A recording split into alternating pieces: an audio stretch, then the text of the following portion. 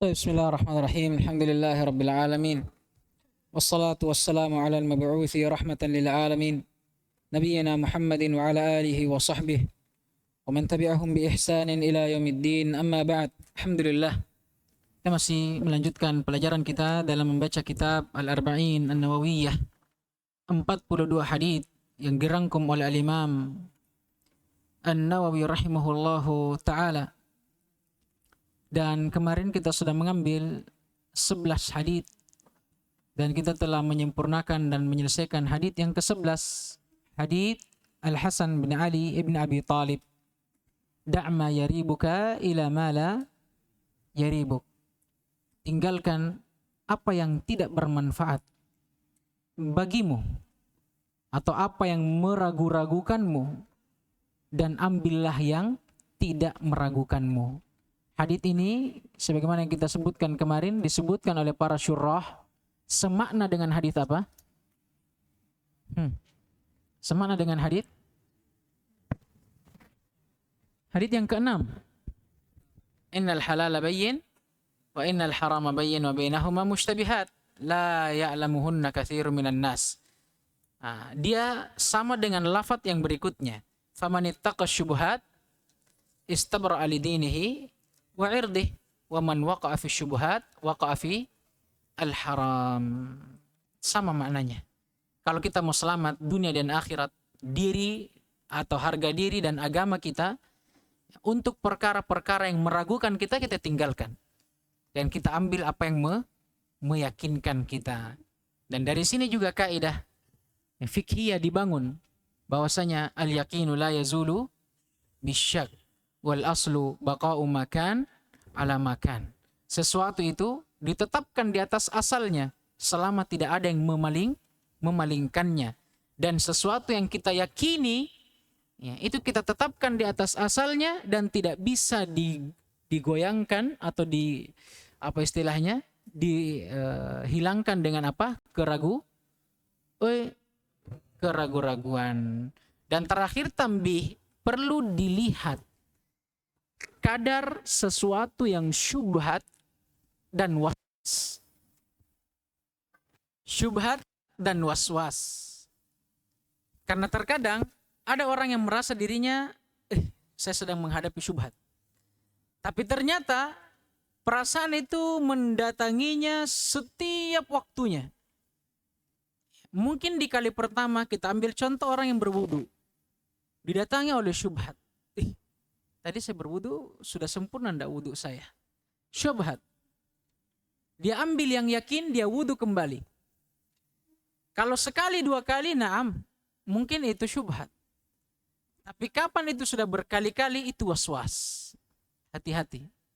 Maka kata para ulama, sesuatu itu atau syubhat itu tatkala dia berulang, keraguan-raguan tatkala dia berulang, maka la yaltafitu ilaih. Tidak perlu kita anggap. Maksudnya la yaltafitu ilaih, tidak perlu kita menoleh kepada dia. Maksudnya jangan dianggap. Kenapa? Karena itu waswas. Sebagaimana kisah seorang pemuda yang datang kepada Abu Hanifah. Dia mandi junub dengan mandi yang sempurna, dengan mandi yang cukup, dia celupkan seluruh badannya ke dalam air. Setelah itu dia sholat, setelah sholat baru dia ragu. Ragunya juga bukan tentang sholatnya, tentang mandinya tadi. Bayangkan itu, syaitan bagaimana dia menggoda manusia. Dia ragu mandinya yang sudah dia celup badannya tadi, dia ragu sebagian anggota wudunya tidak kena air wudu. Makanya dia ragukan sah sholatnya karena itu. Dia tanyakan lagi kepada Abu Hanifah, apakah masih ada sholat untukku? Maksudnya apakah sholatku tadi diterima? Kata Imam Abu Hanifah, la sholatah.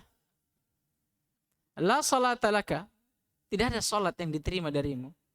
Kaget pemuda ini. Dia bertanya kenapa. Langsung Abu Hanifah bacakan hadits, rufi al-qalam an thalath. Kewajiban itu diangkat dari 3 orang. Ya, salah satunya apa? Al-majnun hatta yaqil. Orang yang gila sampai dia berakal, sembuh kembali. Sampai dia waras. Maksudnya apa? Orang yang begini pemahamannya seperti pemuda tadi ini, orang gila. Bagaimana dia bisa bilang dia cukupkan badannya Tapi dia ragu. Wih, tadi kena semua anggota wuduku ini. Masuk akal tidak? Ya. Makanya kata Abu Hanifah, la salata. Tidak ada salat yang diterima dari antum. Kan antum gila. Bagaimana antum bilang antum sudah celup? Antum kalau menyelam di laut, kemudian antum bilang saya belum basah. Bagaimana caranya ini? Baik, itu syahid dari hadits. Intinya, kalau ada sesuatu yang meragukan, tinggalkan. Dan kita mengambil yang lebih meyakinkan. Kita masuk ke dalam hadits setelahnya. An Abi Hurairah radhiyallahu taala anhu qala Rasulullah sallallahu alaihi wasallam min husni islamil mar'i ma la ya'ni. Haditsun hasan rawahu Tirmidzi wa ghairuhu hakadha. Di sebagian riwayat tidak ada hakadha, labas.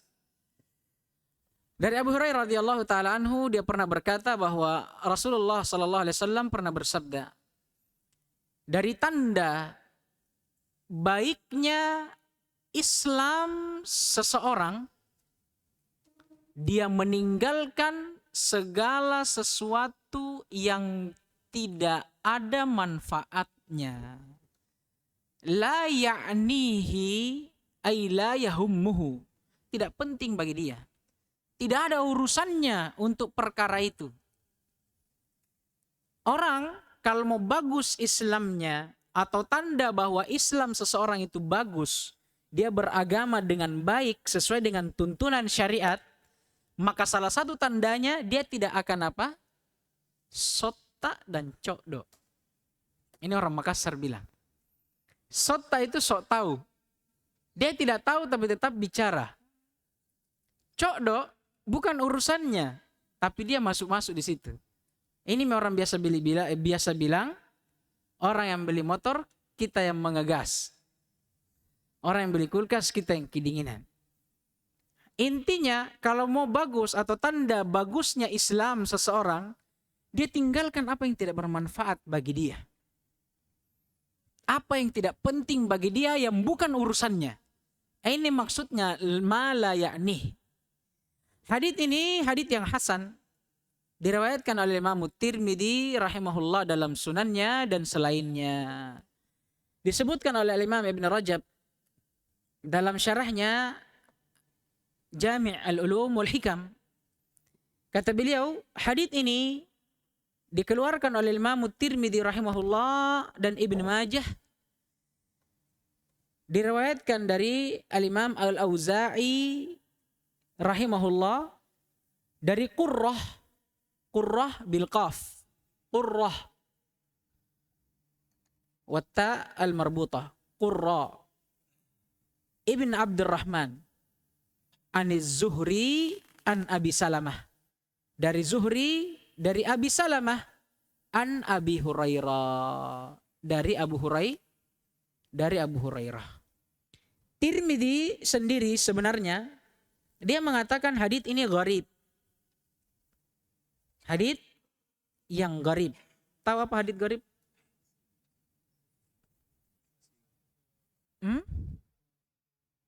Baik. Apa bedanya gharib dengan ahad?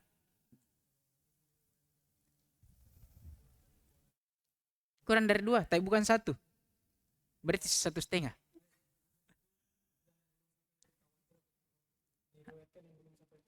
Baik.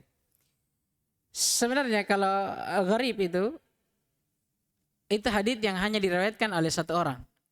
Di atasnya gharib apa? Aziz. Di atasnya aziz, masyhur. Di atasnya masyhur, mutawatir. 1, 2, 3. 1 gharib, 2 aziz, 3 masyhur. Di atas 3 ini, atau jam'un minar ruwah, kalau diriwayatkan oleh banyak perawi, itu namanya mutawatir. Adapun ahad, ya lawannya mutawatir. Paham ini? Ya, jadi bisa kita katakan dari gharib, aziz, masyhur, ini ahad juga. Tapi ada juga di antara ulama hadits yang mengatakan hadits ahad, hadits yang hanya diriwayatkan oleh satu orang, tapi dari setiap tobakotnya. Paham itu? Hadits itu kan punya tobakot, tingkatan. Hadits itu kan tidak langsung dari Nabi sampai ke kita. Atau Nabi, sahabat langsung ke kita. Ya, riwayat yang datang itu itu karena dipotong supaya tidak panjang. Wa illa hadits itu bukan hanya seperti ini. Bukan langsung an Abi Hurairah. Lah. Itu banyak, mungkin ada puluhan orang baru sampai ke kita. Tapi dipotong untuk meringkas. Nah, sekarang setiap tingkatan yang meriwayatkan ini namanya tobaqah. Tingkatan-tingkatan perawi. Hadits ahad bedanya dengan gharib. Kalau gharib itu diriwayatkan oleh satu orang, tapi dalam satu tobaqat. Kalau ahad tidak, setiap tobaqatnya hanya satu. Mulai dari sahabat, tabi'in, tabi'in, satu semua. Seperti hadis apa ini? Innamal a'mal binniyat. Itu diriwayatkan dari Umar Ibn Khattab saja. Hanya dia saja yang meriwayatkan. Kemudian meriwayatkan dari Umar Ibn Khattab, Alqamah. Kemudian dari Alqamah, seterusnya sampai ke tabi'in satu orang. Sampai nanti dia sampai kepada, kalau tidak salah, Ats-Tsauri atau Yahya, saya lupa. Di masa setelahnya tabi'in baru diriwayatkan oleh banyak orang. Nah, syahidnya, hadits ini menurut Al-Imam Tirmidzi sebenarnya gharib. Tapi ulama yang lainnya menghasankannya. Ya, ulama yang lainnya menghasankannya. Ya, termasuk Al-Imam Ibn Abdil Bar, disebutkan oleh Al-Hafidh Ibn Rajab, pensyarah Jami'ul Ulum tadi yang saya bilang. Itu syarah arba'in yang paling besarnya. Salah satu syarah arba'in yang paling luas itu tadi, Jami' al-Ulum wal Hikam, karya Al-Hafidh Ibn Rajab. Hanya saja dia tambahkan di situ 8 hadis. Syahidnya Ibn Rajab dihasankan. Dan di antara yang menghasankan juga Ibn Abdil Bar. Kata Ibn Abdil Bar, hadal hadis mahfudun aniz Zuhri bihadal isnad min riwayatis thiqat. Hadis ini diriwayatkan dan dihafalkan, itu terjaga dari Al-Imam Az-Zuhri. Diriwayatkan dari as-thiqat, orang-orang yang thiqah, makanya dihasankan. Syahidnya hadis ini hasan, bisa dipakai untuk berdalil. Sekarang inti dari hadis apa? Inti dari hadis tadi, Nabi ingin menyebutkan alaihi salatu wassalam satu perintah bagi seorang muslim yang sejati. Tanda keislamannya yang baik itu kalau dia meninggalkan apa? Perkara yang tidak bermanfaat baginya. Tidak ada urusannya di situ. Dia tinggalkan, itu bukti. Itu bentuk perwujudan seorang muslim untuk mewujudkan Islam yang sempurna. Itu inti dari hadits ini sebenarnya. Taib. Dan faedah disebutkan oleh Syekh Ibn Utsaimin dalam syarahnya. Hadits ini sebenarnya sama dengan atau mirip dengan hadits man kana yu'minu billahi wal yaumil akhir falyakul khairan au liyasmut. Siapa yang beriman kepada Allah dan kepada hari akhir, hendaknya dia berucap yang baik atau dia diam. Maknanya sama. Nah, kalau dia berucap dengan baik, dia ucapkan. Tapi kalau tidak baik ucapannya, perlu enggak bagi dia? Enggak perlu dia untuk berucap. Maka lebih bagus dia tinggalkan. Nah, ini intinya. Makanya sebagai seorang muslim ikhwas sekalian, jangan kita terlalu sibuk. Kalau kita orangnya kuker, nah bilang anak muda sekarang, kurang kerjaan, jangan kerjakan kerjaannya orang lain. Urus diri kita saja. Karena Allah Subhanahu wa taala juga berkata, bukan berarti kita dilarang untuk perhatikan orang. Tapi yang kita dilarang, kita perhatikan orang, tapi kita jurumuskan dirinya kita. Kata guru-guru kita itu, jangan kita seperti lilin, menerangi manusia tapi membakar diri sendiri. Paham itu? Karena Allah Subhanahu wa taala juga berfirman, ya ayyuhalladzina amanu qu anfusakum dulu wa ahlikum nara. Wahai sekalian orang yang beriman, jagalah. Siapa yang dijaga dulu? Diri-diri kalian dulu. Jaga diri-diri kalian dari api neraka. Baru disebutkan wa ahlikum. Paham ini? Taib. Nah, ini syahid dari hadits. Faidah yang berhubungan dengan hadits. Yang pertama disebutkan oleh Syekh Ibn Utsaimin bahwa agama ini adalah agama yang mengumpulkan mahasin, keindahan-keindahan dan kesempurnaan-kesempurnaan. Ada banyak sekali kesempurnaan di dalamnya. Sampai Syekh Muhammad Ibn Abdul Wahhab membuat satu kitab namanya apa? Fadlul Islam, keutamaan Islam. Dan Syekh Abdurrahman As-Sa'di rahimahullah juga pernah menulis buku Mahasinuddinil Islami, keindahan agama Islam. Nah ini karena memang Allah Subhanahu wa taala yang telah memerintahkan terhadap hal tersebut, terhadap al-ihsan. Apa kata Allah? Innallaha ya'muru bil adli wal ihsan. Menunjukkan bahwa agama ini adalah agama yang indah. Kenapa indah? Karena dia mengumpulkan berbagai macam keindahan dan keutamaan. Dan juga keindahan tersebut adalah perintah dari Allah kepada hamba-hambanya untuk senantiasa berbuat yang baik dan yang indah. Taib. Dan juga dari hadits ini kita pahami dari kebalikan pemahamannya. Pemahaman hadis tadi apa? Tanda baiknya Islam seseorang, dia tinggalkan sesuatu yang tidak bermanfaat. Mafhum mukhalafahnya, pemahaman kebalikannya, dan ini disebutkan oleh Syekh Ibn Utsaimin dalam syarahnya, begitu pula Syekh As-Sa'di rahimahullah dalam hadis ini. Pemahaman kebalikannya berarti orang yang sibuk dengan sesuatu yang tidak bermanfaat, tanda kalau agamanya itu rusak. Paham gini? Paham gini pemahaman kebalikannya? Kan hadis bilang, Nabi bilang, tanda baiknya Islamnya orang, dia lakukan sesuatu atau dia tinggalkan sesuatu yang tidak bermanfaat. Atau boleh kita katakan, orang yang meninggalkan sesuatu yang tidak bermanfaat, dia lakukan hanya yang bermanfaat, itu tanda kalau Islamnya baik.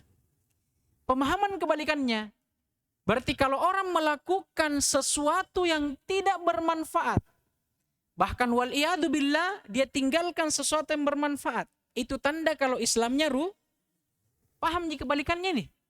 Ada yang tidak paham angkat tangan. Jujur, angkat tangan. Tidak ada ji. Paham ji semua? Baik. Itu maknanya. Maka siapa yang menyibukkan dirinya dengan sesuatu yang sebenarnya dia tidak ada hajat di situ. Ya, tidak ada hajat di situ. Nah, ini menunjukkan bahwa rusaknya keislamannya. Bukan batal ya, tapi tidak sempurna keislamannya. Nah, itu tadi. Dan ini disebutkan oleh al-Imam atau Fadilatul Syekh Al-Allamah Ibnu Utsaimin rahimahullah di dalam syarahnya. Yang terakhir tentang bagaimana sikap para ulama. Bagaimana sikap para ulama di dalam mengamalkan hadis ini. Disebutkan banyak athar. Banyak athar yang datang dari para salaf yang menunjukkan akan besarnya perhatian mereka terhadap perkara atau kandungan hadis ini. Bagaimana mereka memperhatikan waktu mereka untuk sama sekali tidak melakukan sesuatu yang tidak bermanfaat. Dan memenuhi kegiatan mereka, aktivitas mereka dengan apa yang bermanfaat bagi mereka. Diriwayatkan dari salah seorang sahabat, bukan sahabat sebenarnya, ini masa setelah sahabat, Umar bin Abdul Aziz. Siapa Umar bin Abdul Aziz ini? Khalifah keberapa?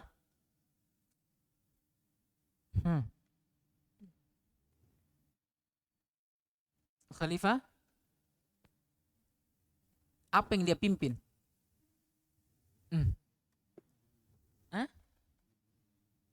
Bani Umayyah. Jadi setelah meninggalnya semua khulafa ar-rasyidin, ya kan? Semua khulafa ar-rasyidin itu waktu Ali meninggal terakhir sempat diganti dengan siapa? Anaknya Hasan. Hanya saja ya Allah terjadi apa yang terjadi, manusia berselisih.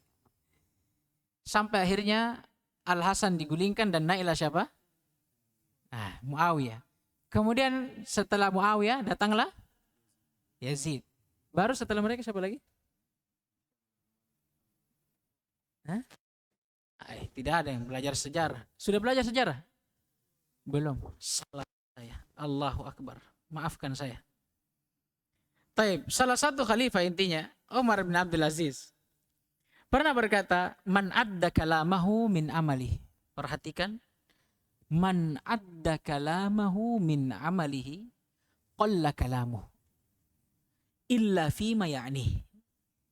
Masya Allah. Kata Umar bin Abdul Aziz, siapa yang menjaga ucapannya dari amalannya, maka qalla kalamuhu, akan sedikit ucapannya, tidak banyak bicaranya orang-orang seperti ini. Illa fima ya'ni, kecuali pada apa yang memang dia punya manfaat di dalamnya. Ini nasihat emas. Seseorang itu kalau memang dia berakal, ya, kalau dia paham bagaimana kedudukan ucapannya terhadap amalannya, dia paham bahwa setiap ucapan, amalan, semuanya akan dihisap, maka dia akan sedikit bicara. Kecuali pada apa? Pada sesuatu yang bermanfaat bagi dia. Ya, syahidnya berhubungan dengan hadits. Sesuatu yang tidak bermanfaat, para salaf tinggalkan dalam kehidupan mereka. Mereka memilih yang lebih bermanfaat. Dan banyak dari, bahkan disebutkan dalam hadits Abu Dzar radhiyallahu taala anhu, tatkala Nabi alaihi salatu wassalam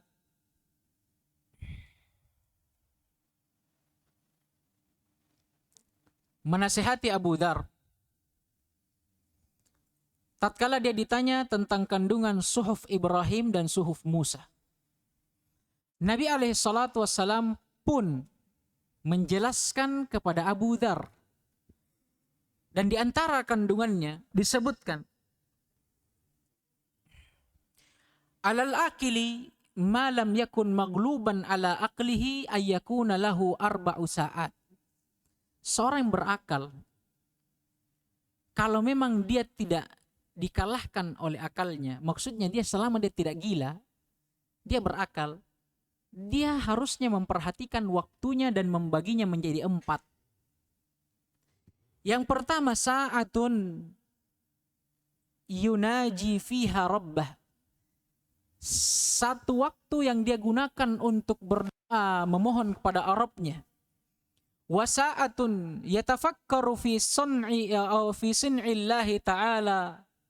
Dan satu waktu yang lainnya dia berpikir tentang ciptaan-ciptaan Allah, seraya bersyukur terhadapnya. Wasa'atun yuhadditsu fiha nafsah. Dan ada waktu di mana dia mengintrospeksinya. Wasa'atun yakhlu bidzil jalali wal ikram. Dan ada saatnya atau waktu dia berhalwat dan berdua dengan Allah Subhanahu wa ta'ala. Lihat bagaimana wasiat dari Nabi kepada para nabi yang lainnya. Wasiatnya itu mewasiatkan untuk memenuhi waktunya dengan sesuatu yang bermanfaat. Dia membagi waktunya sebisa mungkin untuk sesuatu yang bermanfaat, tidak untuk mensia-siakannya. Tidak seperti kita sekarang. Kalau kita menghadapi perkara dunia, tidak mau ketinggalan. Kita kalau makan sekarang, makan mie mami, kapan lagi? Itu istilah kita sekarang. Tapi kalau majelis, nanti pi. Masih ada ji. Nanti pi. Masih ada ji. Itu kalau kebaikan, ketaatan. Kenapa tidak sholat sunnah? Nanti pi. Masih ada ji. Tapi kalau makan, sudah ada majelis. Nanti pi, makan dulu. Kapan lagi?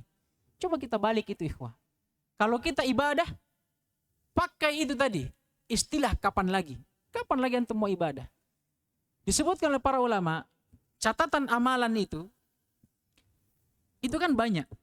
Dari hari demi hari. Kita sekarang ada di usia kita yang ke-20 tahun. Di hari sekian, tanggal sekian, amalan hari ini, kalau kita tinggalkan, itu tidak bisa kita buka lagi dan ditulis ulang. Tidak bisa. Itu sudah dilewatkan, masuk ke halaman yang berikutnya. Makanya bagi orang-orang yang menyia-nyiakan waktunya akan menyesal di hari akhir kelak. Allah Subhanahu wa ta'ala berfirman tentang orang-orang musyrikin, bahkan tentang orang-orang yang lalai terhadap waktunya. Kata Allah Subhanahu wa taala, hatta idza jaa ahadahumul maut atau ahadahumul maut qala rabbirji'u oi qala rabbirji'uni la'alli a'malu salihan fima tarak. Dan tatkala mereka telah didatangi oleh maut, maut telah menjemput mereka, orang-orang musyrikin, orang-orang kufar, bahkan orang-orang yang lalai terhadap waktunya, tatkala mereka dijemput oleh ajal, disebutkan oleh para ulama tafsir, kemudian dia diperlihatkan tentang tempat yang akan dia tempati. Ini kan dijelaskan dalam hadis yang panjang. Tatkala seorang meninggal itu, tidak langsung ruhnya kita dibawa ke kuburan, tapi kita diangkat ke langit, diperlihatkan tempat yang akan kita tempati. Apakah surga atau neraka, baru kemudian dikembalikan ke kuburnya kita. Nah, orang-orang musyrik, orang-orang kafir, orang yang lalai terhadap waktunya, tatkala diperhadapkan dengan maut dan juga kepada neraka, apa yang mereka katakan? Rabbirji'uni, kembalikan saya. Apa yang mereka mau lakukan? La'alli a'malu salihan fima tarak. Kalau engkau mengembalikan aku akan beramal. Aku akan kembali mengamalkan apa yang telah aku tinggalkan, tapi tidak ada lagi. Paham ini? Ini pentingnya menjaga waktu dan menjaga apa yang kita lakukan. Hendaknya kita lakukan apa yang bermanfaat dan meninggalkan apa yang bukan urusannya kita. Lakukan yang bermanfaat dan tinggalkan apa yang tidak bermanfaat bagi kita. Yang terakhir, masalah yang disebutkan oleh Syekh Ibnu Utsaimin, kata beliau, boleh jadi ada orang yang bertanya, bagaimana dengan amar ma'ruf nahi mungkar? Ini kan secara zahirnya sebenarnya tidak ada keuntungan bagi kita. Paham ini? Ini kan masalahnya orang. Kenapa kita mau ikut campur? Paham ini? Nah, kata beliau, ini yang perlu diperhatikan, bahkan ini yang wajib. Karena memang secara zahirnya tidak ada kita dapatkan manfaat secara zahir. Tapi sebenarnya hakikatnya amar ma'ruf nahi mungkar ibadah yang agung yang Allah perintahkan, yang akan berbuah apa? Pahala yang besar. Apa kata Allah? Wal takum minkum ummatun yad'una ilal khair wa ya'muruna bil ma'ruf wa yanhauna 'anil munkar. Kata Allah, wal takun, lamul amr, hendaknya di antara kalian ada sekelompok manusia yang apa kata Allah? Yad'una ilal khair, mendakwahkan kepada kebaikan, wa ya'muruna bil ma'ruf, mengajak kepada kebaikan, wa yanhauna 'anil munkar, dan melarang dari kemungkaran. Tayyib, sampai di sini insyaallah. Waktu kita juga sudah masih banyak sebenarnya, tapi tidak apa-apa karena hadits yang berikutnya lumayan panjang dan tidak bisa kita potong. Semoga kita bisa selesaikan besok. Untuk hadits ini selesai. Intinya Nabi ingin sebutkan bahwa tanda keislaman seseorang itu baik, dia tinggalkan apa yang tidak bermanfaat bagi dia dan dia lakukan apa yang bermanfaat baginya. Pemahaman kebalikannya, siapa yang melakukan sesuatu yang tidak bermanfaat, bukan urusannya, bahkan sampai dia tinggalkan apa yang seharusnya dia lakukan, maka ini tanda bahwa rusaknya keislaman seseorang dan tidak sempurnanya. Naktafi bihadzal qadar, subhanakallahumma hamdik, asyhadu an la ilaha illa anta astaghfiruka wa atubu ilaik. Waffaqallahul jami' lima yuhibbuhu wa yardah.